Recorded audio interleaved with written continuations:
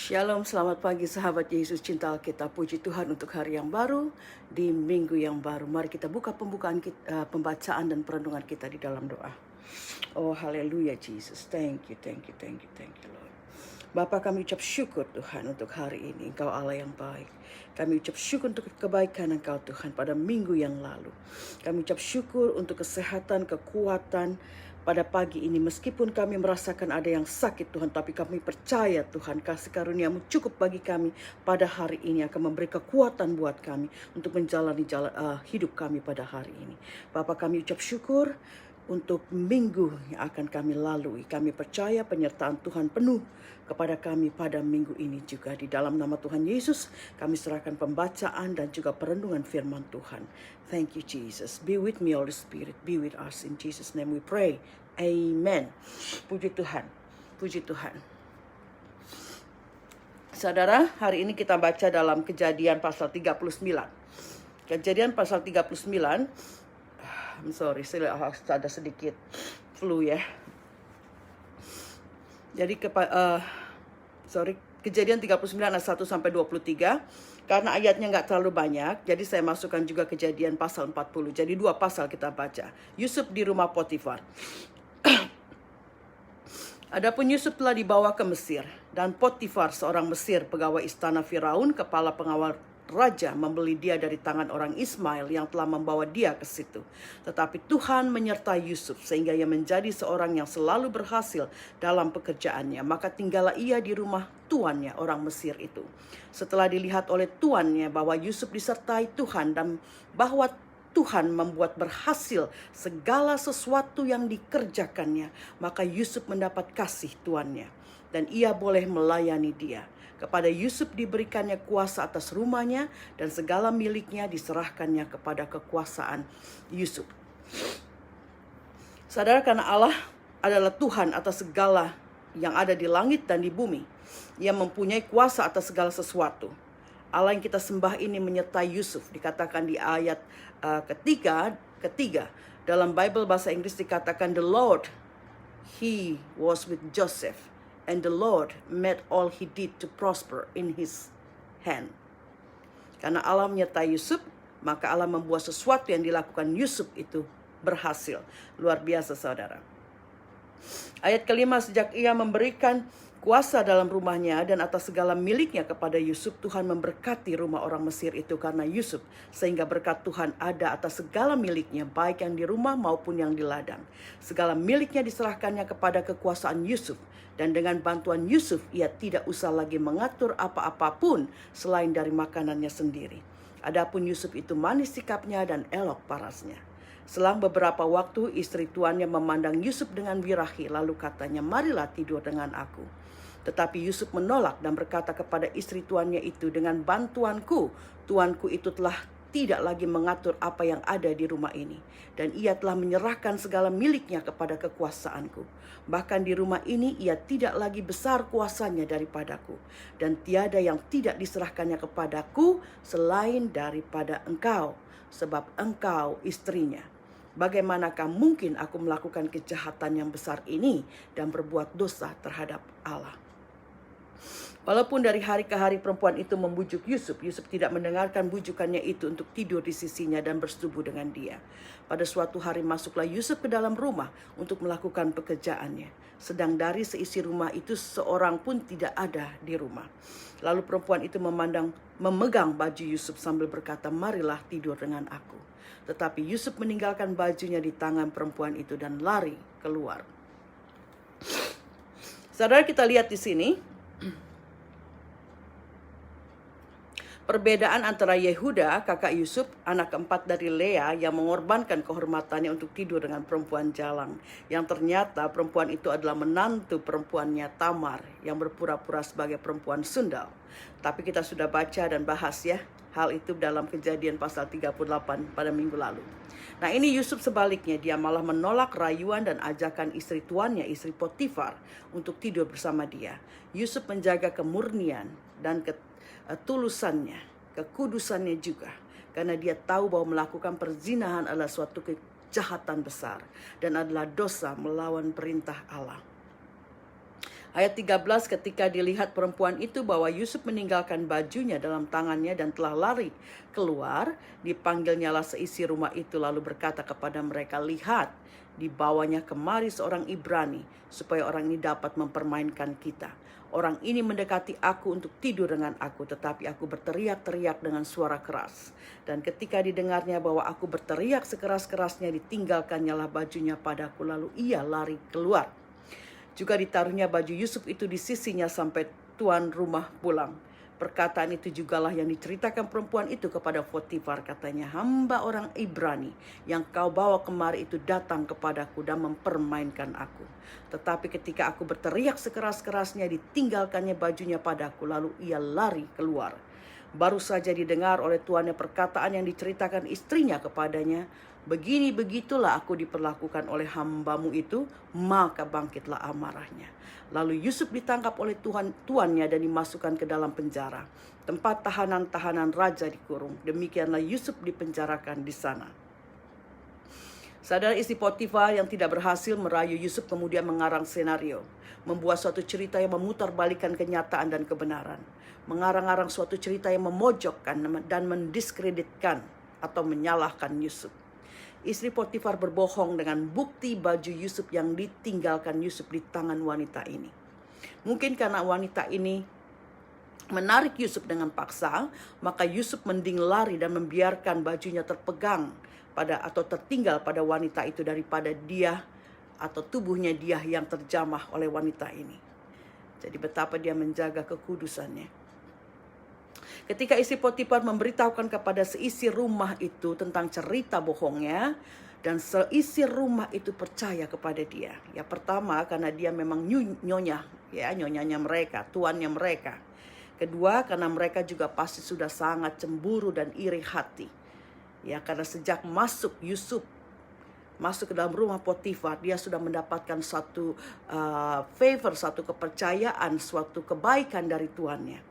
Nah, tentu saja ketika ada cerita tentang ini kesempatan bagi para pembantu dan hamba-hamba yang lain untuk memojokkan Yusuf. Tetapi ternyata Potifar percaya kepada cerita istrinya, apalagi didukung oleh kesaksian dari seisi rumah itu. Jadi Yusuf pun dimasukkan ke penjara. Ayat 21, tetapi Tuhan menyertai Yusuf dan melimpahkan kasih setianya kepadanya dan membuat Yusuf kesayangan bagi kepala penjara itu. Sebab itu kepala penjara mempercayakan semua tahanan dalam penjara itu kepada Yusuf, dan segala pekerjaan yang harus dilakukan di situ dialah yang mengurusnya. Dan kepala penjara tidak mencampuri segala yang dipercayakannya kepada Yusuf, karena Tuhan menyertai dia. Dan apa yang dikerjakannya dibuat Tuhan berhasil. Karena kasih karunia Tuhan dan karena penyertaan Tuhan atas Yusuf, Tuhan selalu membuat Yusuf berhasil. Dalam penjara pun dia mendapatkan kasih sayang dan kepercayaan dari kepala penjara. Kita lanjutkan dengan Kejadian pasal 40 ayat 1-23 tentang mimpi juru minuman dan juru roti.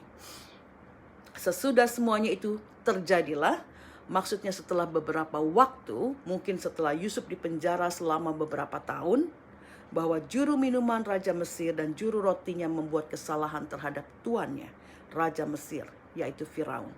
Maka murkalah Firaun kepada kedua pegawai istananya itu, kepala juru minuman dan kepala juru roti itu. Ia menahan mereka dalam rumah kepala pengawal raja, dalam penjara tempat Yusuf dikurung. Kepala pengawal raja menempatkan Yusuf bersama-sama dengan mereka untuk melayani mereka. Demikianlah mereka ditahan beberapa waktu lamanya. Karena jabatan juru minum, dalam bahasa Inggris itu butler gitu ya, kayak pelayan pribadi atau kepala rumah tangga dari kerajaan Firaun. Dan juru roti atau baker adalah jabatan yang tinggi dalam pemerintahan Firaun. Maka waktu di penjara pun mereka diberikan hak istimewa, yaitu mereka diberikan seorang pelayan. Dan Yusuf sebagai seorang Yahudi atau Ibrani yang menjadi budak, dia diberikan pekerjaan untuk melayani juru minuman dan juru roti ini yang dipenjarakan. Ayat 5, pada suatu kali bermimpilah mereka keduanya, baik itu juru minuman maupun juru roti, Raja Mesir. yang ditahan dalam penjara itu masing-masing ada mimpinya pada satu malam juga. Dan mimpi masing-masing itu ada artinya sendiri. Ketika pada pagi waktu Yusuf datang kepada mereka, segera dilihatnya bahwa mereka bersusah hati. Lalu ia bertanya kepada pegawai istana Firaun yang ditahan bersama-sama dengan dia dalam rumah tuannya itu, "Mengapakah hari ini mukamu semuram itu?" Jawab mereka kepadanya, "Kami bermimpi, tetapi tidak ada orang yang dapat mengartikannya." Lalu kata Yusuf kepada mereka, "Bukankah Allah yang menerangkan arti mimpi? Ceritakanlah kiranya mimpi itu kepadaku." Kemudian juru minuman itu menceritakan mimpinya kepada Yusuf. Katanya, "Dalam mimpiku itu tampak ada pohon anggur di depanku. Pohon anggur itu ada 3 carangnya, dan baru saja pohon itu bertunas, bunganya sudah keluar, dan tandan-tandannya penuh buah anggur yang ranum. Dan di tanganku ada piala Firaun. Buah anggur itu kuambil, lalu kuperas ke dalam piala Firaun. Kemudian kusampaikan piala itu ke tangan Firaun." Kata Yusuf kepadanya, "Beginilah arti mimpi itu. Ketiga carang itu artinya 3 hari. Dalam 3 hari ini Firaun akan meninggikan engkau dan mengembalikan engkau ke dalam pangkatnya yang dahulu.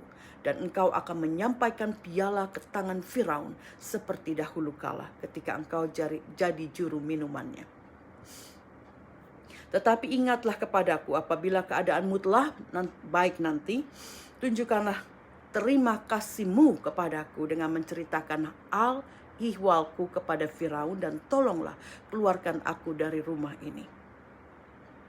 Sebab aku diculik begitu saja dari negeri orang Ibrani, dan di sini pun aku tidak pernah melakukan apa-apa yang menyebabkan aku layak dimasukkan ke dalam liang tutupan ini." Setelah dilihat oleh kepala juru roti betapa baiknya arti mimpi itu, berkatalah ia kepadanya, "Aku pun bermimpi juga. Tampak aku menjunjung 3 bakul berisi penganan. Dalam bakul atas ada berbagai-bagai makanan untuk Firaun, buatan juru roti itu. Tetapi burung-burung memakannya dari dalam bakul yang ada di atas kepalaku." Yusuf menjawab, "Beginilah arti mimpi itu. Ketiga bakul itu artinya 3 hari. Dalam 3 hari Firaun akan meninggikan engkau tinggi ke atas dan menggantung engkau pada sebuah tiang." Tingginya karena digantung. "Dan burung-burung akan memakan dagingmu dari tubuhmu."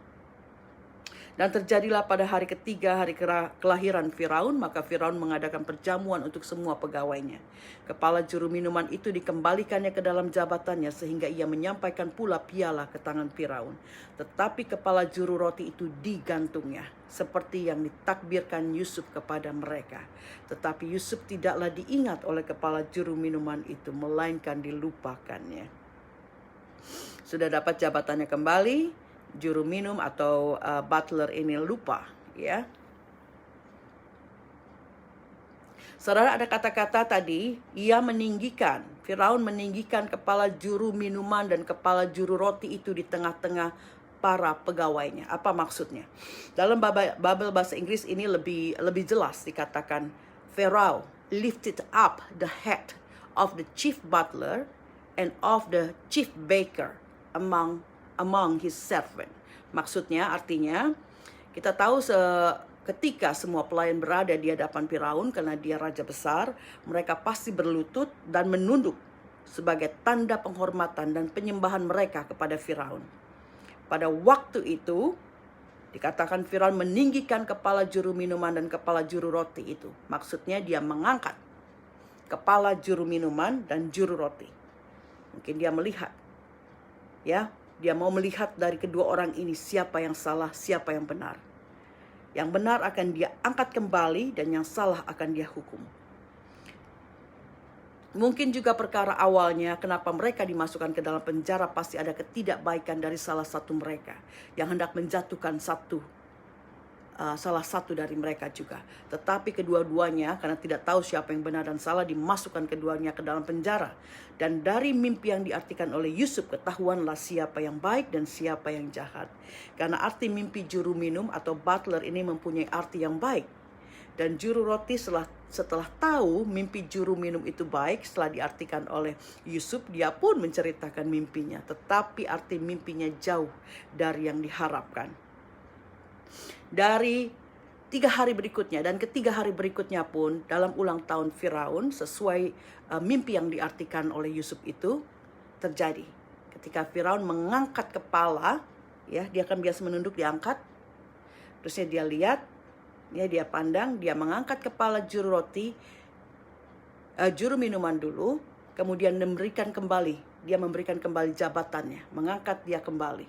Tetapi ketika dia mengangkat kepala juru roti, melihatnya ada hikmat dari Allah turun atas dia, sehingga dia tahu bahwa inilah yang bersalah, jadi dia memberikan hukuman gantung. Firaun sudah tahu siapa yang salah dan siapa yang benar. Ya, tetapi dikatakan bahwa juru minum itu kemudian lupa juga akan Yusuf yang sudah mengartikan mimpinya. Nah, saudara, rema apa yang kita dapat dari pembacaan hari ini? Tuhan Allah, yang pertama, Tuhan Allah menyertai Yusuf. Dalam pasal 39 ayat 1 sampai 23, kita baca kalimat-kalimat yang mengatakan Tuhan menyertai Yusuf.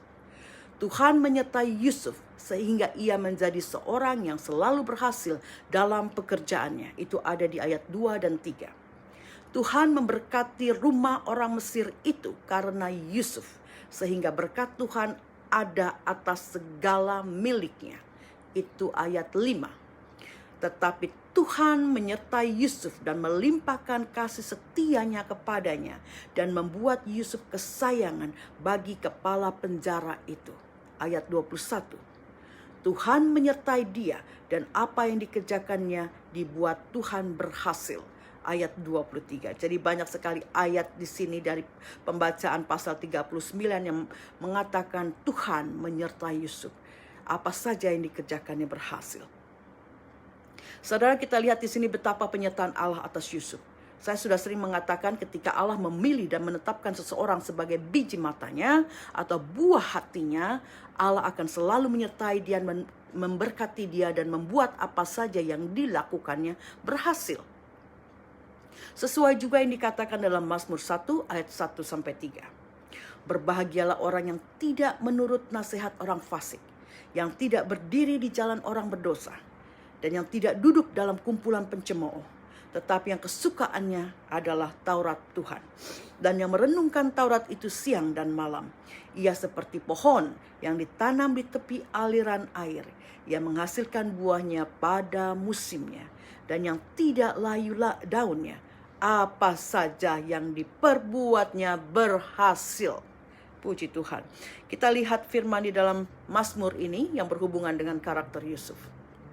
Yang pertama, Yusuf tidak berjalan menurut orang fasik, nasihat orang fasik. Ia tidak mendengarkan rayuan istri Potifar.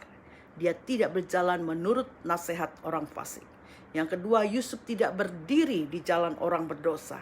Dia takut akan Tuhan dan dia tidak mau melakukan dosa perzinahan dengan istri Potifar ataupun mencuri. Semua kekuasaan ada di tangan dia. Dia bisa saja menjadi curang, tapi dia tidak melakukan hal itu. Yang ketiga, Yusuf tidak duduk dalam kumpulan pencemooh. Dia seorang pekerja keras. Dia sibuk mengatur semua pekerjaan yang dipercayakan kepadanya dengan sungguh hati. Dia tidak kongko-kongko atau ngobrol-ngobrol, gosip-gosipan dengan pelayan-pelayan atau pekerja-pekerja yang lain. Karena itu pekerja-pekerja yang lain banyak yang iri hati dan mungkin membenci dia.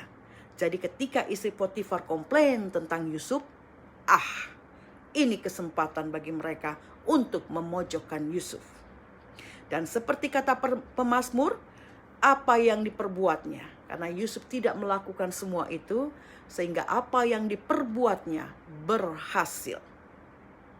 Saudara, keberhasilan di sini bukan berarti kita naik, kita maju, kita ke atas, ke level lebih tinggi, naik dengan lift, ya. Kalau naik dengan lift kan tinggal masuk, ya, pencet tombol, mesin lift yang angkat kita naik. Tetapi keberhasilan yang akan kita dapat Selain ada syarat-syaratnya seperti disebutkan dalam Mazmur tadi, harus ada syarat-syarat ya. Tidak bisa dengan sendirinya engkau naik tanpa ada pergolakan. Syarat-syarat untuk kita bisa naik ke level lebih atas, naik lebih tinggi, ada pengangkatan. Syaratnya kita tidak berjalan menurut nasihat orang fasik. Berarti kita harus berjalan menurut firman Tuhan. Menurut nasihat orang-orang yang takut akan Tuhan. Nasihat-nasihat dari orang-orang yang sesuai dengan firman Tuhan. Banyak nasihat tapi engkau harus ada hikmat. Apakah ini sesuai dengan firman Tuhan ataukah hanya hikmat manusia? Yang kedua, kita tidak berdiri di jalan orang berdosa. Artinya tidak ikut-ikutan orang yang tidak mengenal Allah dengan melakukan hal-hal yang tidak benar dan berdosa. Ya, tidak ikut-ikutan dengan dunia, dengan orang-orang dunia. Engkau mau kakimu satu di dunia, tapi satu lagi mau menuruti firman Tuhan, itu tidak akan terjadi, saudara. Engkau harus pilih jalan mana yang mau engkau ikuti. Mau turut dunia atau turut Tuhan Yesus. Jadi, jangan berdiri di jalan orang berdosa. Jangan ikut-ikutan dengan apa yang orang dunia lakukan. Yang ketiga, kita tidak duduk dalam kumpulan orang pencemooh. Berarti kita tidak ikut-ikutan dengan kumpulan orang-orang dunia yang omongannya kotor, mencaci maki, mencela, menghakimi, mengutuk, dan lain-lain. Pencemooh adalah mereka yang tidak bisa menjaga lidah dan perkataan mereka.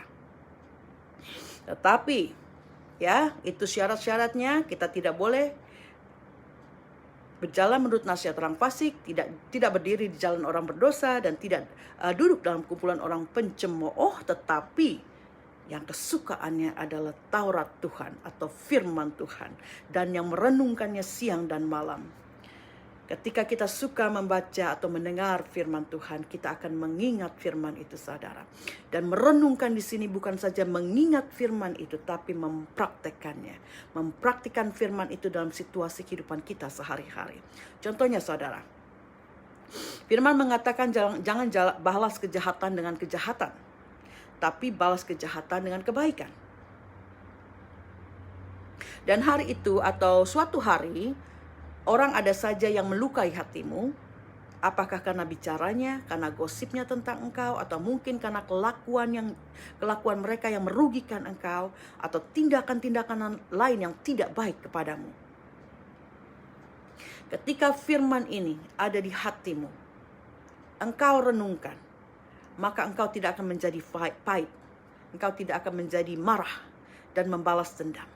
Jadi apapun yang orang gosipkan, katakan tentang kamu, atau lakukan sesuatu yang tidak baik, karena kita sudah tahu firman Tuhan, jangan balas kejahatan dengan kejahatan, tapi balas kejahatan dengan kebaikan. Engkau renungkan itu, sehingga segala cobaan, segala tantangan yang terjadi, engkau ingat firman Tuhan, dan engkau tidak akan menjadi pahit, engkau tidak marah, dan engkau tidak akan punya perasaan untuk balas dendam. Engkau tetap damai sejahtera. Nah, ketika kita sudah melakukan semua ini, kita ingat rewardnya, saudara. Yaitu apa saja yang kita perbuat, ini janji Tuhan. Apa saja yang kita perbuat, tangan kita lakukan, akan berhasil. Jadi selain ada syarat-syarat untuk mendapatkan keberhasilan, kita juga lihat contoh di atas dari kehidupan Yusuf. Bahwa dari jenjang satu ke jenjang berikutnya akan ada tes, akan ada tantangan, akan ada goncangan, akan ada rayuan, akan ada godaan, dan seterusnya. Tapi kalau kita lolos dari semua itu, kita akan dibawa naik oleh Allah dari satu level ke level berikutnya. Bukan dengan lift, tetapi kita harus menaiki anak-anak tangga. Dari lantai 1 ke lantai 2 itu, saudara, biasanya ada 13 anak tangga. Nah, ini yang harus kita lalui. Akan ada perjuangan, ada usaha, kekuatan untuk melakukan dan menaiki melalui 13 anak tangga ini untuk sampai ke tingkat berikutnya. Semua itu akan kita dapat lalui dengan penyertaan Roh Kudus di dalam kita. Allah menjadikan kita kepala bukan ekor. Kita ingat itu. Dan kita anak-anak Allah adalah lebih dari seorang pemenang. Kita orang-orang yang ditetapkan untuk berhasil. Tetapi kita harus mempelajari syarat-syaratnya seperti saya sudah sebutkan tadi yang ada di dalam Mazmur. Ya, saudara bisa nanti baca kembali, itu Mazmur 1 ayat 1 sampai 3. Nah, saudara, yang kedua, apa rema kedua? Ketika Allah menyertai kita dimanapun kita berada, kita akan menjadi berkat. Ini yang terjadi pada Yusuf, dimanapun dia ditempatkan, oleh karena suatu situasi, tetapi karena ada penyertaan Allah, kehadirannya menjadi berkat buat orang lain. Dan dia mendapat favor, kasih sayang, perhatian, kepercayaan dari orang-orang di sekitarnya, terutama orang-orang yang menjadi atasannya. Luar biasa. Kalau kita saudara dan saya juga mendapat perhatian, kasih sayang, kepercayaan dari atasan, bukan dari orang-orang teman-teman sejabat atau selevel, tapi dari atasan. Itu luar biasa. Mari kita minta penyertaan Allah, sehingga dimanapun kita berada, dalam situasi apapun keadaan saudara atau saya saat ini, di dalam pekerjaan saudara, di dalam pelayanan saudara, di dalam keluarga saudara, di dalam pertemanan kita, ketika Allah menyertai kita, orang akan melihat cahayamu, cahaya kita. Akan banyak orang yang iri hati dan sirik, tentunya, pasti saudara. Karena dengan penyertaan Allah, orang-orang di atas kita akan melihat kemampuan kita, dan mereka menghargainya dan terus mengangkat kita menjadi kepercayaan atau tangan kanannya, semua karena kasih karunia Allah. Mari kita hidup sungguh-sungguh di dalam Tuhan, sehingga penyertaan Tuhan yang kita sebut dengan anointing atau urapan itu ada pada kita. Ketika kita memiliki urapan Roh Kudus dan hadirat Tuhan hadir dalam kita, maka kita akan menjadi manusia baru yang berbeda. Amin. Puji Tuhan. Mari kita bawa di dalam doa. Bapa, kami ucap syukur. Kami mengucap syukur dan terima kasih untuk firman-Mu hari ini. Terima kasih Bapa. Kami rindu Engkau selalu menyertai kami. Karena penyertaan-Mu Tuhan, Engkau akan membuat apa saja yang kami lakukan berhasil. Kami mau Engkau menyertai kami. Melalui Roh Kudus-Mu yang sudah Engkau curahkan Tuhan Yesus. Kami mengundang Roh Kudus-Mu untuk mengurapi kami, untuk tinggal di dalam kami. Terima kasih Tuhan Yesus. Dengan bantuan Roh Kudus kami mampu melakukan segala sesuatu yang baik dan benar sesuai firman-Mu. Dan ketika kami sudah melakukan itu, Engkau akan bawa kami naik ke level yang lebih tinggi. Terima kasih Tuhan. Kami mau terus belajar dari firman-Mu. Kami mau merenungkan firman-Mu siang dan malam. Dan kami mau melakukannya. Tuhan, kami minta kuasa Tuhan untuk memisahkan kami, untuk menguduskan kami, untuk membenarkan kami Tuhan. Supaya kehidupan Kristiani kami nyata Tuhan, dalam pikiran, dalam perkataan, dalam perbuatan kami. Sehingga orang-orang di sekitar kami boleh melihat kehidupan Kristiani kami. Dan kehidupan kami boleh bercahaya. Mereka boleh melihat kemuliaan Allah di dalam hidup kami.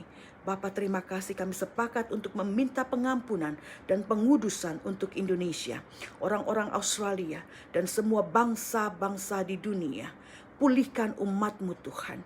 Pulihkan umat-Mu di dunia ini Tuhan, untuk takut akan Tuhan. Kami percaya pemulihan atas tanah dan negeri kami Indonesia juga sedang terjadi. Terima kasih Tuhan. COVID akan selesai pada tahun ini. Kami percaya, kami semua meminta di dalam nama Tuhan Yesus. Kami yang setia kepada Engkau Tuhan, terus bergumul untuk pemulihan bangsa kami Indonesia, orang-orang di Indonesia, untuk juga pemulihan bukan saja jasmani tapi rohani mereka dan juga ekonomi Tuhan. Terima kasih Bapa, berikan hikmat kepada Presiden Tuhan, Presiden kami Indonesia Tuhan. Engkau berikan hikmat dia dengan seluruh menteri-menteri Bapa. Bapa, kami percaya Roh-Mu menyertai mereka. Terima kasih Tuhan. Kami juga percaya Engkau berikan hikmat-Mu buat pemimpin-pemimpin di Australia, sehingga kesejahteraan kami terus terpelihara. Terima kasih Bapa. Aku berdoa untuk yang sakit Bapa. Kuasa kesembuhan daripada Engkau Tuhan Yesus melalui Roh Kudus-Mu turun atas mereka. Kesembuhan mereka terima di dalam nama Tuhan Yesus. Kelepasan mereka terima di dalam nama Tuhan Yesus. Terima kasih Bapa, kami serahkan hidup kami. Engkau pakai sesuai dengan rencana-Mu. Di dalam nama Tuhan Yesus kami serahkan hidup kami seluruhnya. Terima kasih. Terima kasih. In Jesus name we pray.